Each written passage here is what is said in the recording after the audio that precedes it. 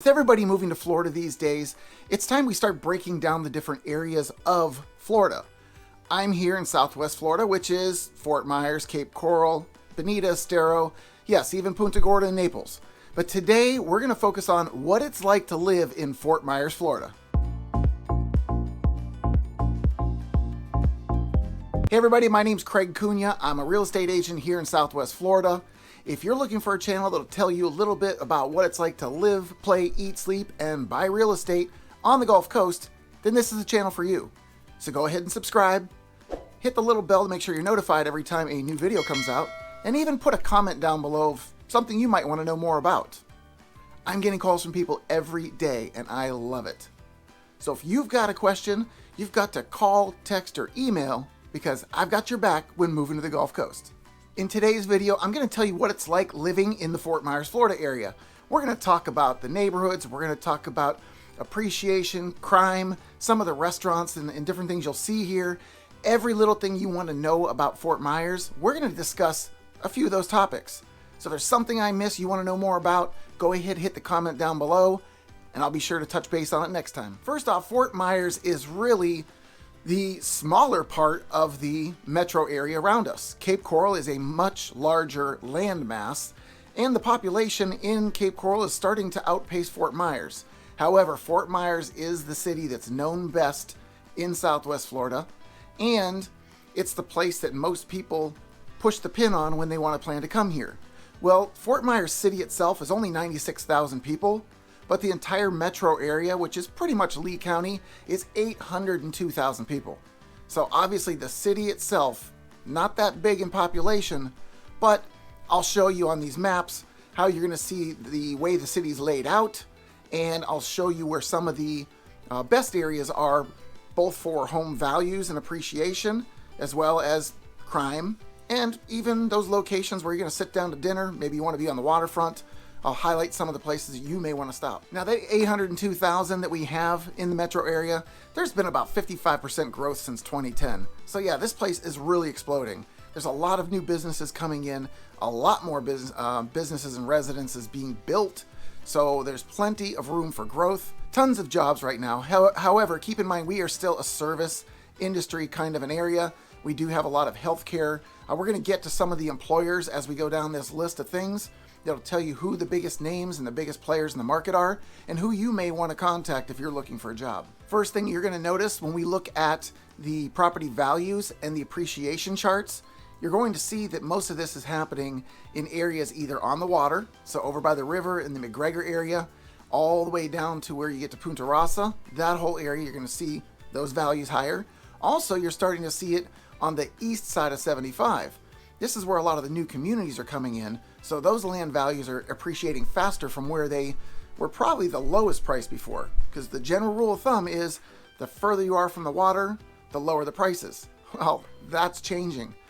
The close access to I-75 and the airport and a lot of the businesses that are coming in, that's just increasing the desirability of being on that side of I-75, maybe even more so than being close to the beach. A few things you may not know about Fort Myers. Our median age is now 40 years old. I reported before it was 47. Yeah, it keeps getting younger. This is no longer the gray hair destination that you may be thinking when you think of Florida. Yes, we get a ton of seasonal visitors still, and they're mostly young at heart looking for fun anyway. Another thing you're going to notice about Fort Myers area, we're 50% home ownership. Yeah, only 50%. That means our rental market is super strong here. I've had a number of investors contact me and say, hey, how's the rental market there? Is it a good investment? You know what? Right now, Florida, real estate, great investment. You can rent out your properties. There's certain areas you're going to have to watch for, though, if you're trying to do this on a short-term basis. You cannot go into one of the communities with an HOA. They will not allow short-term rentals. You'd have to get into a subdivision. If you don't do it in Fort Myers, Cape Coral, the city right to our west, they're mostly subdivisions out there, and that's probably where it's going to be a little bit more favorable for rental properties. But if you're going to do it here in Fort Myers, there are going to be a number of options. There are some subdivisions that are not gated, like Whiskey Creek, and then you can go down to San Carlos Park. You might venture out a little further up from San Carlos Park is Briarcliff. Now, I'm not going to recommend you rent these properties because these are expensive properties with acreage, but that's another area that you can get away with that. And there's some other pockets that you'll find in the southern parts of Fort Myers that are not gated. And then obviously, as you go north, there may not be gates, but there's some areas that you're going to want to drive through first before deciding where you want to be. Back to the maps, we're going to look at a crime map. This coloration on these charts, it's not going to be super accurate as far as where it is. The lines aren't super strong of where they divide, but I will share with you again, if you look at the map and compare it to what we looked at with the values and what we looked at with the appreciation, most of these things line up with the desirable areas having higher values and having the better appreciation. Now, the thing about the crime that I want you to realize is that we're not talking terrible crime here.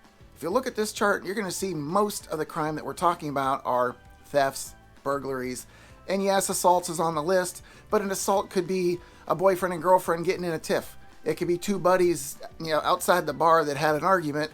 That's assault. So all that stuff gets categorized in these reports. So I will encourage you to know that this area is still a very safe area overall. And in fact, our neighbor to the west again, Cape Coral, second safest city in the entire state. And that's with any city that's over 100,000 in population. With Fort Myers, one of the biggest draws that we have is the downtown area. This area has been revitalized. There's a ton of new stuff coming in here. And even the older stuff has just been picked up, cleaned up, and looks amazing now. A lot of our events that would happen down there pre-COVID, now they're starting to come back. We're going to have live music venues. There used to be bike nights and art walks and music walks, and I think we'll see those things come back as the precautions are dropped.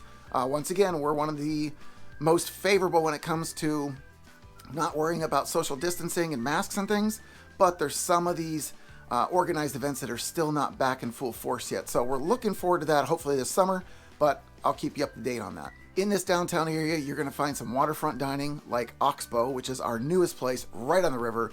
Ate there the other night, and literally sitting at a table outside, you look down, you're looking in the river. It is absolutely amazing. Great views. Go near sunset to have an even better experience. We also have the Luminary Hotel, which has a restaurant at the top of it, and those are super views off the top of that place. Absolutely love that one. Anyway, all throughout the downtown area, you will find plenty of entertainment, plenty of places to go eat. You can go to the Lodge, wonderful finger foods, wings, all kinds of burgers and things like that there. If you go to Capone's for pizza, the House of Pizza, the downtown House of Pizza is the place to go. If you're down there for an event, you're going to find this place packed at the end of the night. Everybody's there to get their big slice of pizza, maybe a beer or soda to go with it, but take it right out into the courtyard. There might still even be some live music playing, and just enjoy that ambiance. You hear the crowd there, just kind of enjoying the night. You get to look around and see the sights. You have people watching. There's a lot of it to watch down there. But there's a place like 1025. Amazing menu items. We had no idea until we sat down to a dinner there. Plenty of things to choose from. Also go to Ford's Garage. You can go to the Lucky Screw. Fabulous place to hang out. Has a nice, comfortable ambiance to it. Usually has live music inside. It's multi-level, but just a really cool place to hang out. Anyway, there's a bunch of places to look up. Go on Google, search places to hang out in downtown Fort Myers, and you're going to see a ton of stuff to do. If you're not downtown, you're down at the beach. Fort Myers Beach. That is another one of our major draws. Now, I'm going to explain something real quick about beaches around here. Fort Myers Beach is where you go if you want entertainment. If you're looking for the bars, the music, the food, that's all going to be happening down there. They'll have the jet skis, they'll have the parasailing, they'll have all that stuff going on. If you're looking for a true beach to hang out, relax, just want to take the breezes off the Gulf, maybe look for some shells, that's Sanibel Beach. So night and day differences, but Sanibel's going to offer relaxation, Fort Myers is going to offer energy. Now, Fort Myers Beach, you're also going to have a number of venues, just tons of options down there. If you want to avoid the bridge completely, then you can just go to Docks. It's right before you get to the bridge on the east side. Great place to hang out, wonderful food. Again, usually live music. It's on a marina, so you still keep the water views. Wonderful place to hang out. If you cross the bridge, this is where you get numerous options. The Nervous Nellies is one of our absolute favorites. It's a multi-level place again, tons of things on the menu. You just can't pick from all the stuff on this menu. Very affordable overall. And you'll pass SOBs on the way, and you can get some nice wings. Again, finger foods there, usually live music, one-man band kind of deals.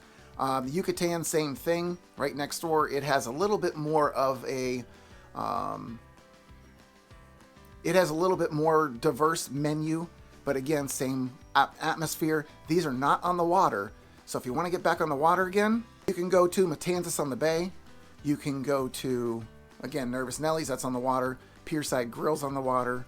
Shuckers, love Shuckers. This place, again, it sits on the beach, so you're taking in all the views, get the breezes, they open up the windows. So it's absolutely fantastic there, great menu. And right next door to it's the Cottage. The Cottage is where you get the serious music that starts popping right around 8 o'clock at night, and it runs through until close at about 2 o'clock. So if you want somewhere that's just going to be jumping all the time, especially when we're in season, I mean, you can't even get around the place. It's so packed. But fantastic music. Check out the Cottage. Now I did say there's a ton of places down on the beach, and there's so many more that I can't even name, but this one I have to name. This one's Lani Kai. And the reason I have to mention it is this is probably one of the best known places on the beach because it's the craziest one. If you look at all the boats that pull up to this place, this is the one destination they're going. There's always some kind of DJ or music going on there. Again, multi-level. You can go all the way to the top, sit on the little swing tables up there and look down across the entire beach. Or you sit down at the bottom. There's 3 different bars you can go to down there. So if you're looking for music, people watching, and drinks, Lani Kai is where you're going to be. This next thing I'm going to mention only because it is one of the most unique things in our area. It's not technically in Fort Myers. It is north of it. It's called Babcock Ranch. This place is a completely solar city. I'm going to be doing a video in coming weeks to tell you a little bit more about this place because it is so unique. It is a self-run city. Like they're bringing employers and businesses right into this city so that the residents don't have to go anywhere. They will literally have everything they need in this little solar city. I mentioned some of our employers in the area. I want to talk about some of the biggest ones. Lee Health, the Lee County government, Cape Coral government offices, the Lee County school system, Publix, Walmart, Home Depot, Chico's, Lee County Sheriff's Office, and the U.S. Postal Service. Yes, these are our 10 biggest businesses or organizations that are here for employment. So if any of these fit for you, you can look them up directly on Google, find out what kind of job offerings they have, and maybe it's a match for you. Now, when you're going around the Fort Myers area, you want to take the time to drive around all the areas that you're considering. You want to see how close the beaches are, how close the airport is, how close is shopping going to be for you, or maybe dropping the kids off at school. So I encourage you to take that time. Every client that I've been asking to do their drive prior to meeting with them has loved the process because it lets them see so much more. When you're with a real estate agent, there's just not time to go drive everywhere. So get that driving in, get to know the area, get a feel for it, see what the people in the neighborhood are like, see what the condition of the homes, the neighborhood, how well it's maintained. In fact, one of my clients, we were out the other day and we noticed that the community itself wasn't in good repair. Look around the community to see how well it's maintained. Are they actually doing the lawn maintenance and does it look like they're actually doing it regularly? Are they painting all the surfaces and keeping them up in good repair, or are they starting to fall apart, get a little dilapidated? These are things that you want to pay attention to because if you're paying an HOA fee, you want to make sure that your money is going towards the things that keep the value of that property up. When you're looking at these areas also, we have to break down the home types that you're going to find in these areas and what the prices are. So if you find that you're going to be looking for something lower priced, you may find yourself working down towards the San Carlos Park area. You might find yourself in some of the older neighborhoods. There are some opportunities in, say, Whiskey Creek, but there's other places that I just know they get really pricey. If you go out towards Town and River over by McGregor and that whole McGregor district where it is historic in many cases, those prices are going to be higher. Once again, closer to the water, higher the price. Same thing as you move south. In most cases, general rule of thumb, the further south you move, the more expensive it gets. So when you start getting down to Bonita and Estero, price goes up. Go down to Naples, price goes up. Now there are some affordable options in Naples, and we'll get to that in coming weeks as well. But if you go east of Naples, that's where you're going to find the favorable pricing. If that's just your absolute destination, no question, I'm going to Naples.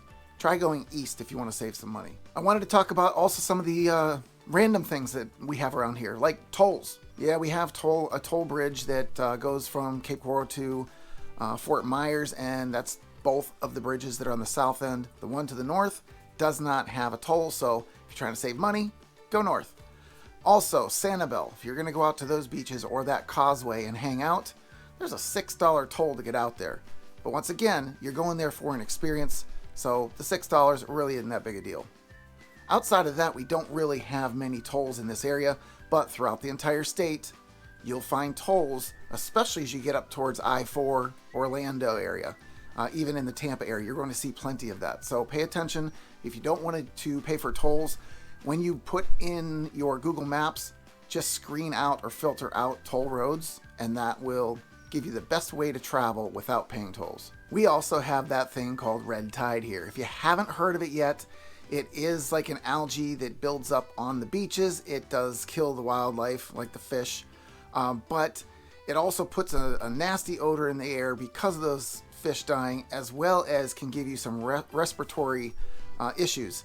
I had some allergies flare up the other week because I spent a little bit of time down on the beach, and I was told it was a red tide flare up at the time, but whether that was the case or not, I know what I felt like. And somebody was kind enough to mention in the comments about the red tide, and again, it's not that big of an issue. Yes, it can be an irritant.